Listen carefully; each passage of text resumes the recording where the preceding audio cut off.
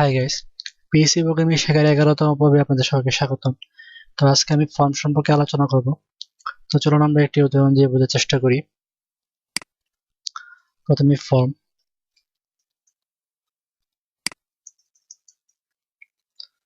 তো এখানে বেশ কিছু অপশন নিতে হবে, যেমন অ্যাকশন। তো এখানে অ্যাকশনের মূলত কাজ হচ্ছে যে আমরা যদি আমরা ফর্মে যদি কোনো ইনফরমেশন আমাদের ডাটাবেজে সেভ রাখতে চাই, অথবা ইনফরমেশন গুলো আমরা ব্রাউজার আউটপুটে দেখতে চাই, তো সেই অ্যাড্রেস এখানে দিয়ে দিতে হবে। তো আমি এখানে দুইটি ফাইল নিয়েছি, ফর্ম পিএসপি এবং ওয়েলকাম পিএসপি। তো এখানে ওয়েলকাম পিএসপি অ্যাড্রেসটি দিয়ে দিই।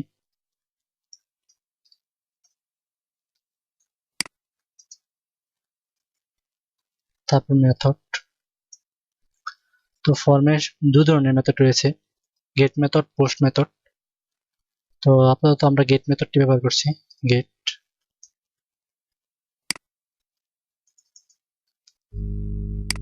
তো তারপর আমাদের বেশ কিছু ইনপুট নিতে হবে। Input type. তো ইনপুটটি হবে টেক্সট। প্রথম ইনপুটটি আমি টেক্সট টাইপের নিই। তারপর ইনপুটের জন্য একটি নির্দিষ্ট আইডি দিতে হবে, এর জন্য নেম। আইডি হিসেবে আমি দিলাম নেম। তারপর ব্রেক। প্রথম ইনপুটটির পর একটি ব্রেক হবে। আরেকটি ইনপুট।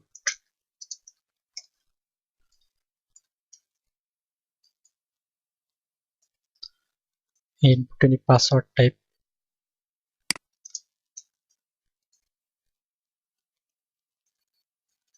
পাস।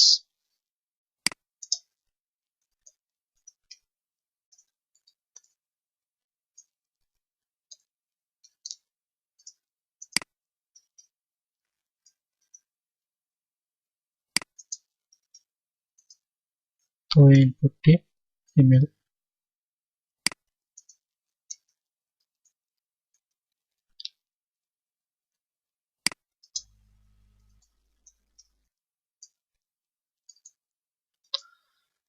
তো আমরা যদি আমাদের ইনফরমেশন গুলো সেভ রাখতে চাই বা ডাটাবেজে সেভ রাখতে চাই অথবা আউটপুটে দেখতে চাই, এর জন্য আমাদের একটি সাবমিট বাটন ইউজ করতে হবে।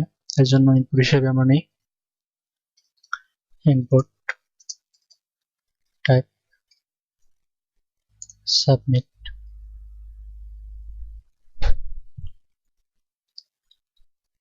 তো আমরা যদি এখন ব্রাউজারটি রিলোড করি,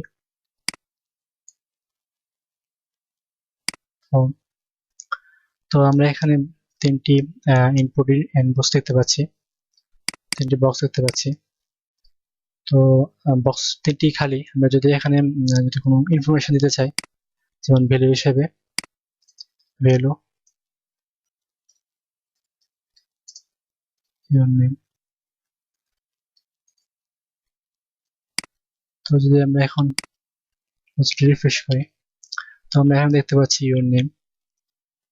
তো এইভাবে ভ্যালু হিসেবে ইনপুট বক্সে টেক্সট দেওয়া যায়। তো আমরা এখানে আমাদের প্রথম নেম টাইপ করি, আমার নাম নেম। তারপর ইনপুটটা নিয়েছিলাম পাসওয়ার্ড 1234। ইমেল উদাহরণ হিসেবে gmail.com। তো আমরা যদি এখন সাবমিট করি, তো আমরা ব্রাউজারে কিছু দেখতে পাবো না, কারণ আমরা ওয়েলকাম পিএসপি পেজটি তৈরি করিনি। তো চলুন আমরা ওয়েলকাম পিএসপি পেজটি ফাইলটি তৈরি করি। তো আমরা যারা HTML CSS জানি, তারা ফর্মকে আরো সুন্দর করে সাজিয়ে তুলতে পারবো। তো আমি শুধু এখানে ব্যবহারিক পিএসপি ফর্মের জন্য ব্যবহারিক প্রয়োগটি দেখাচ্ছি।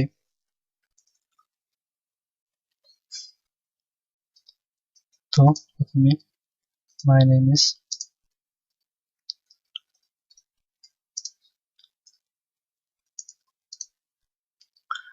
তো এখানে সুপার গ্লোবাল ব্যবহার করতে হবে, যেমন $_ get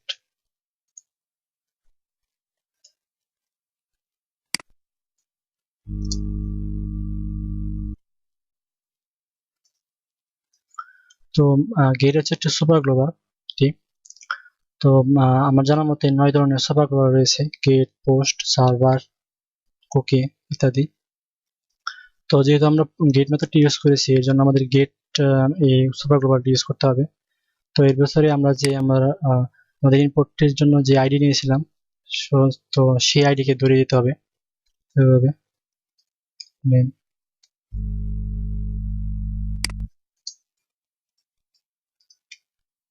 ব্রেক।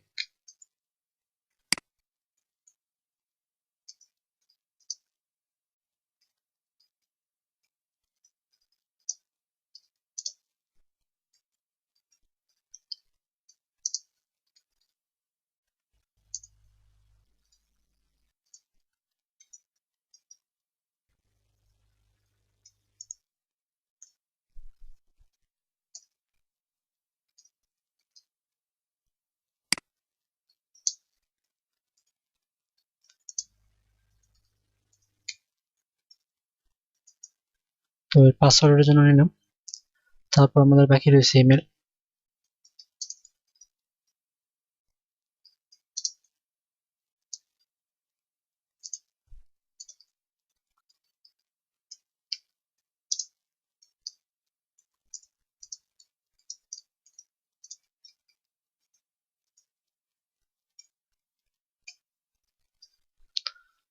তো ইমেলের জন্য আমরা আইডি নিয়েছিলাম মেল। তো এখানে মেল দিয়ে দিতে হবে।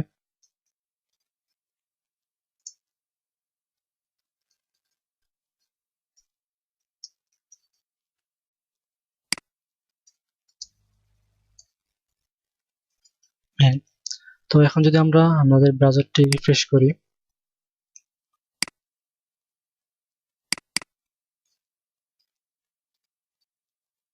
আমরা যদি সাবমিট করি, তাহলে আমরা আউটপুট দেখতে পাচ্ছি যে আমরা যে ইনফরমেশন গুলো দিয়েছিলাম, my name is Naeem, password is 1234, email address is r@gmail.com, তা আউটপুটে দেখতে পাচ্ছি। তো আমরা এখানে গেট মেথডটি ব্যবহার করেছি। তো এছাড়া আমরা পোস্ট মেথডটি ব্যবহার করতে পারবো।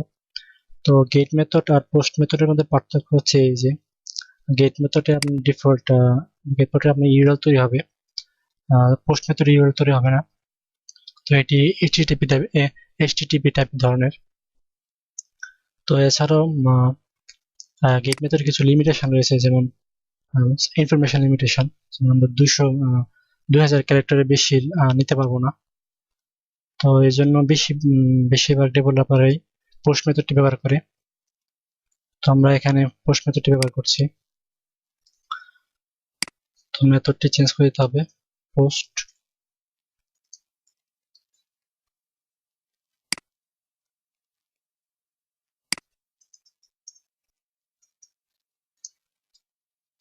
এখানে সুপার গ্লোবালটা চেঞ্জ করে দিতে হবে, পোস্ট।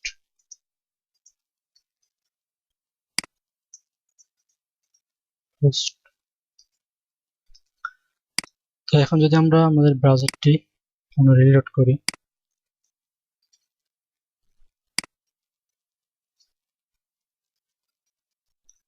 এখানে কিছু এরর দেখাচ্ছে, ওয়েলকাম পিএসপি পোস্ট মেল।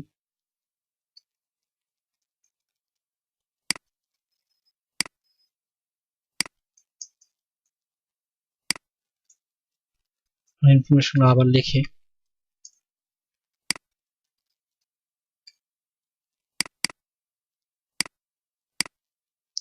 তো এখন দেখতে পাচ্ছি যে আমরা গেট মেথডে যে আমাদের ইউআরএল তৈরি হয়েছিল তা এখানে ইউআরএল তৈরি হয়নি।